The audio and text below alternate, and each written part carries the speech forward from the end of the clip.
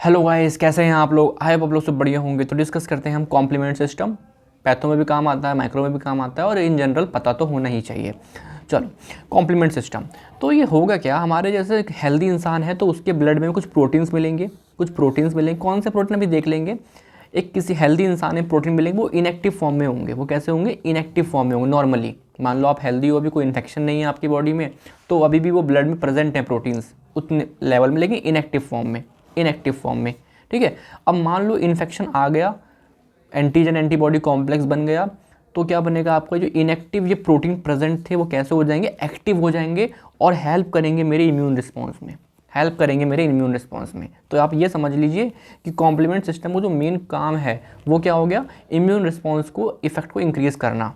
ठीक है जी, वो हमने समझ लिया। और क्या बताया मैंने आपको? यहाँ पॉइंट बताओ, हेल्दी इंसान में प्रेजेंट रहेंगे complement system, but inactive form में। वो प्रोटीन कैसे रहेंगे? इनएक्टिव फॉर्म में। ठीक है जी, चलो आ जाओ। तो अगर डाटा की बात करें तो 5% ऑफ नॉर्मल सीरम प्रोटीन जितने होते हैं, 5% क्या होते हैं? ये लोग होते हैं, कॉम्प्लीमेंट सिस्टम के प्रोटीन्स होते हैं। अभी देखेंगे बहुत सारे टाइप के। ठीक है। एक बात और कि हमारे बॉडी में इन्फेक्शन हुआ या वैक्सीनेशन हुआ तो इनका लेवल कोई चेंज नहीं होता है। वो लेवल, बस फ़र्क क्या आ रहा है? एक हेल्दी इंसान है और उसको इन्फेक्शन हो गया आगे चल के, तो दोनों में फ़र्क क्या आ रहा है? क्या कॉम्प्लीमेंट प्रोटीन का लेवल ऊपर नीचे हो रहा है? नहीं, यहाँ पे बस कॉम्प्लीमेंट प्रोटीन इनएक्टिव फॉर्म में होंगे और यहाँ पे वो एक्टिव हो जाएंगे, है ना, एक्टिव हो जाएंगे। बस ये फ़र्क आ रहा है। कैसे होंगे अभी देखेंगे। चलो आ जाओ। और मेरी बात समझना, जो कॉम्प्लीमेंट प्रोटीन होंगे वो जाके कहाँ बाइंड करेंगे? अगर आपने एंटीबॉडी का स्ट्रक्चर देखा है ऐसा, है ना, ये वाले पार्ट क्या होते थे? एफ ए बी, ये क्या होता है? F C. तो एफ ए बी पार्ट पे तो एंटीजन लगता है आके, यहाँ पे तो एंटीजन लगता है आपके। तो जो कॉम्प्लीमेंट प्रोटीन है वो कहाँ जाके लगेंगे? एफ सी वाले पार्ट पे जाके लगेंगे। ठीक है, इसे रफ कर दूँ क्या? चलो लिखा रहने दो।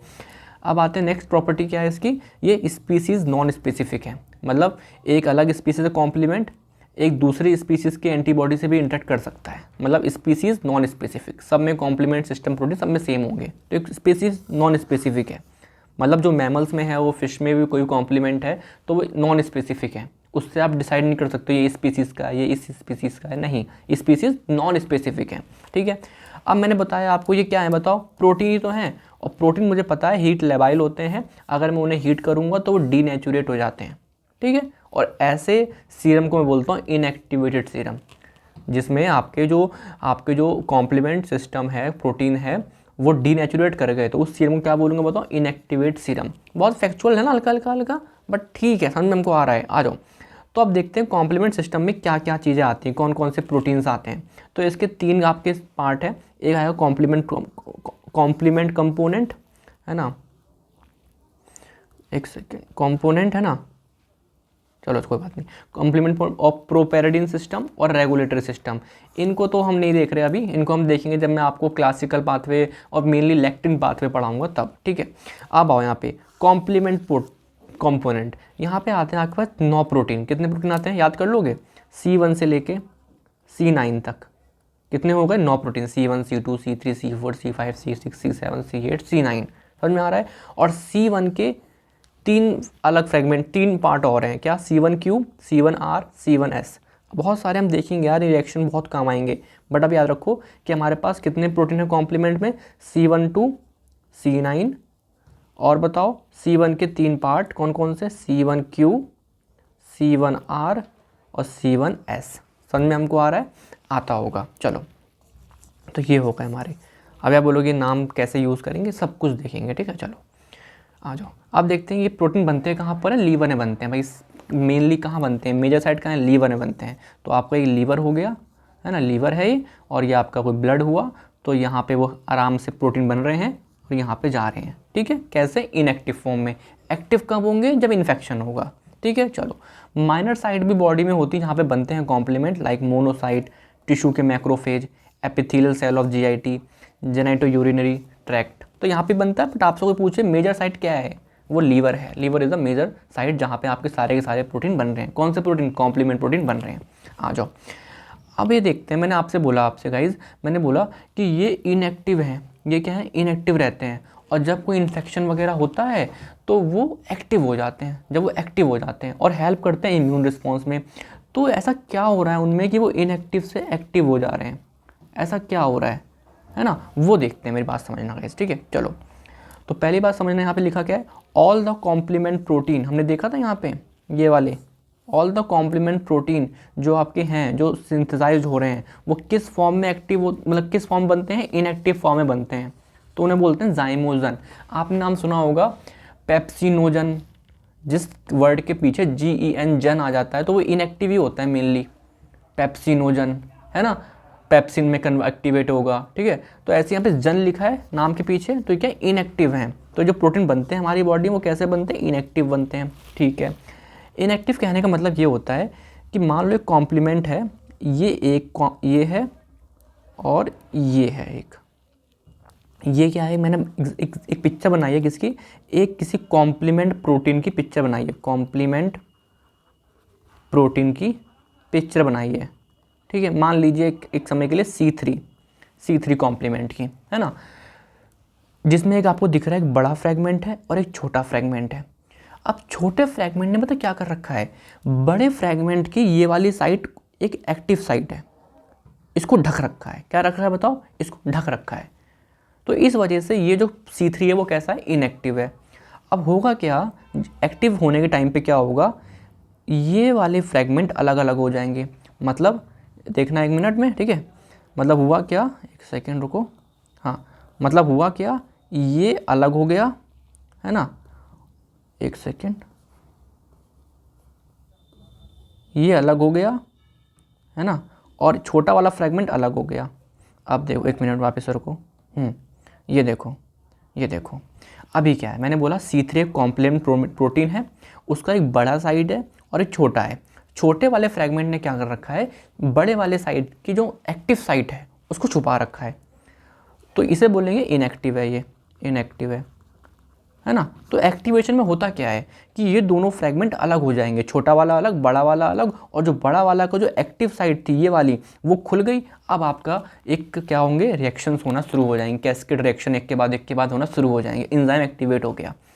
समझ में आ रहा है। तो लिखा क्या है मैंने, देखो यहाँ पे गाइस, हैव 2 फ्रेगमेंट, जो भी आपका कॉम्प्लीमेंट है, प्रोटीन है, उसके 2 फ्रेगमेंट होते हैं। तो लार्ज वाले फ्रेगमेंट को मैं हमेशा B बोलूँगा, B, और छोटे वाले फ्रेगमेंट को A बोलूँगा, A बोलूँगा, A।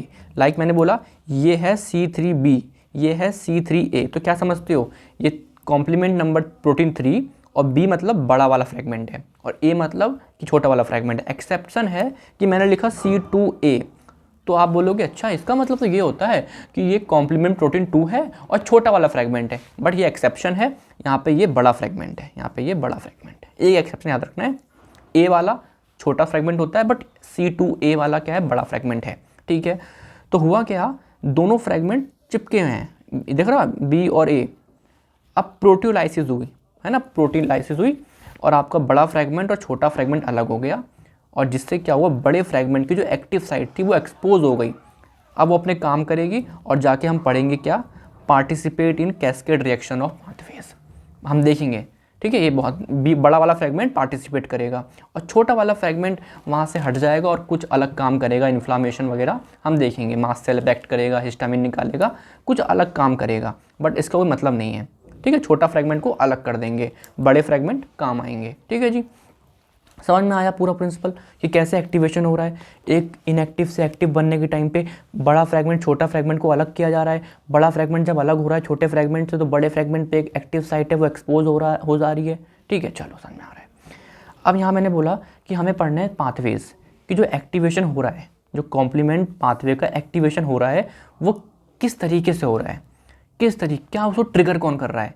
भाई कॉम्प्लीमेंट प्रोटीन तो रखे हैं हमारे पास, ऐसा क्या हो रहा है बॉडी में, ऐसा क्या कर रहा है इन्फेक्शन कि हमारा कॉम्प्लीमेंट पाथवे एक्टिवेट हो जा रहा है। तो 3 तरीके हैं, हम पढ़ेंगे आराम से। तो 3 तरीके में क्या है, पहला क्लासिकल पाथवे, अल्टरनेट पाथवे और आपका क्या है, लेक्टिन पाथवे। अभी बस नाम देख लो, अभी तो हम नेक्स्ट लेक्चर में डिटेल में बात करेंगे। तो क्लासिकल पाथवे क्या है, एंटीबॉडी पे डिपेंड है, यहाँ पे एंटीजन एंटीबॉडी कॉम्प्लेक्स आएंगे और आपका कॉम्प्लीमेंट एक्टिव हो जाएगा। अल्टरनेट पाथवे में क्या है, एंटीबॉडी नहीं एंटीजन आएंगे डायरेक्टली, वो ट्रिगर कर देंगे।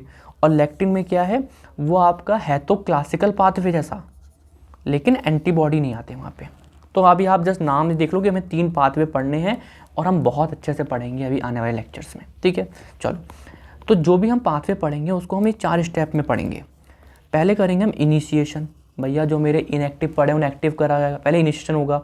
फिर बनेगा C3 कन्वर्टेज, नहीं समझ में आ रहा ना, अभी रुको, क्लासिकल पाथवे हम पढ़ेंगे, समझ में हमको आएगा। फिर बनेगा C5 कन्वर्टेज, फिर बनेगा मेम्ब्रेन अटैकिंग कॉम्प्लेक्स, और ये जाके मेम्ब्रेन डैमेज करेगा और ऑस्मोटिक बैलेंस ख़राब हो जाएगा, वो मर जाएगा, बैक्टीरिया वगैरह जो भी होगा, ठीक है।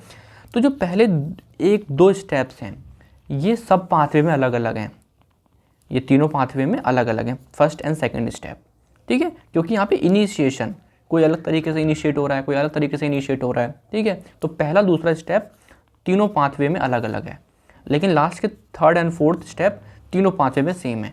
तो अभी आपको लग रहा हो कैसे, कुछ नहीं, अगला लेक्चर देखो। यहाँ तक समझ में आया क्या पूरा? मुझे लगता नहीं कोई टफ टॉपिक तो नहीं है, ठीक है। ईजिली मैं बोल रहा हूँ, ईजिली आप समझ जाओगे। कोई भी डाउट हो मुझे बताओ, ठीक है जी। चलो गाइस, अच्छे से पढ़ो, है ना। चलो, थैंक यू, बाय।